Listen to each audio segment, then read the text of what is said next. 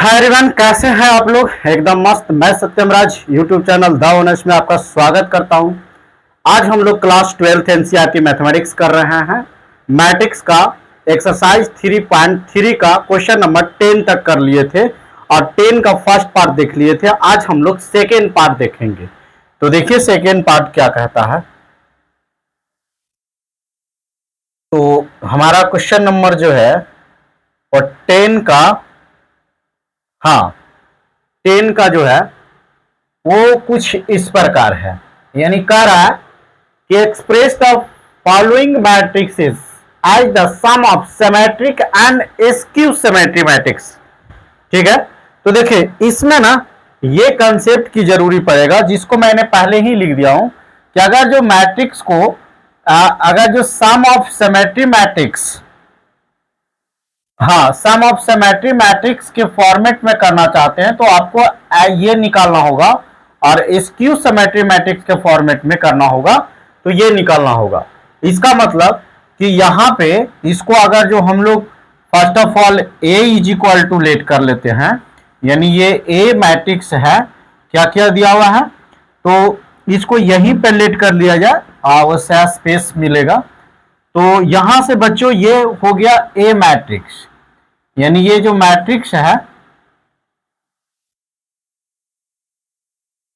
इसको ए लेट कर लिए।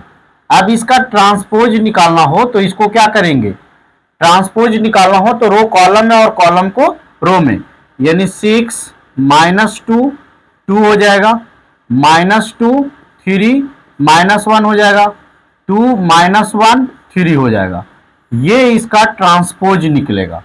ठीक है, हम लोग को जरूरी पड़ेगा तो फर्स्ट ऑफ ऑल हम लोग जो निकाल रहे हैं P इज इक्वल टू, यानी P का मैट्रिक्स जो गिवन है तो P को पहले इस फॉर्मेट में अरेंज करते हैं। तो यानी इसका निकालने के लिए क्या है कि हाफ हाफ, और यहां पे दोनों मैट्रिक्स यानी A, तो A कितना दिया हुआ है 6 दिया हुआ है, -2 दिया हुआ है, 2 दिया हुआ है, फिर दिया हुआ है -2 और 3 दिया हुआ है और -1 दिया हुआ है, 2 दिया हुआ है, -1 दिया हुआ है, 3 दिया हुआ है। ये आपको गिवन है।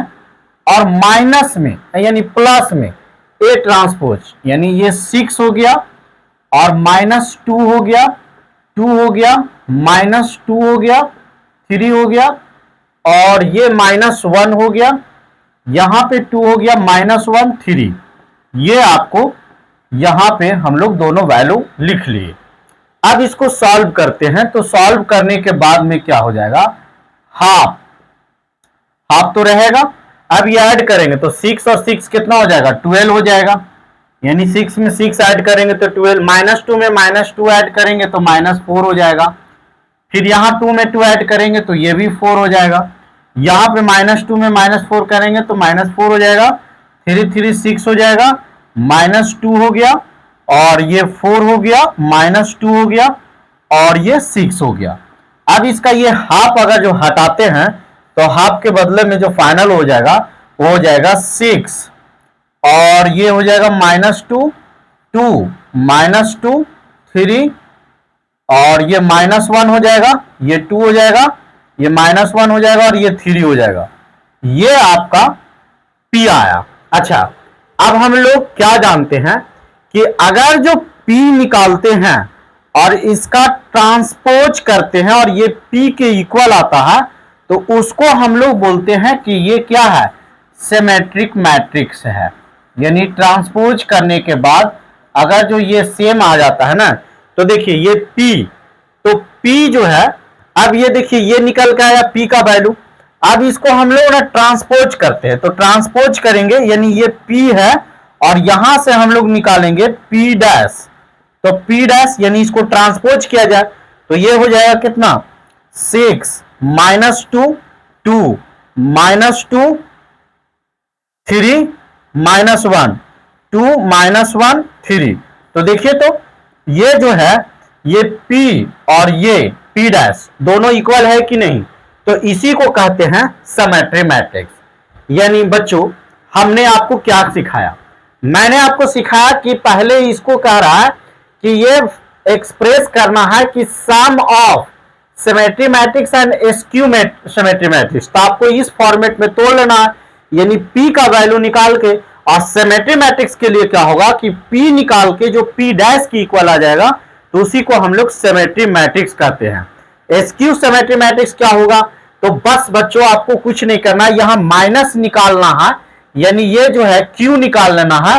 और Q अगर जो Q डैश माइनस Q के इक्वल आ जाएगा तो इसको हम लोग बोलेंगे एस्क्यू सिमेट्री मैट्रिक्स, जो कि बहुत ही आसान है। तो आप इसको देख लेते हैं, कितना लंबा वीडियो गया है। हाँ, तो इसको मैं करके दिखाता हूं, ठीक है। इसको मतलब एक पार्ट हम लोग सॉल्व कर लिए हैं, अब इस पार्ट की बारी है, इसको हम आपको सॉल्व करके दिखाता हूं, ठीक है।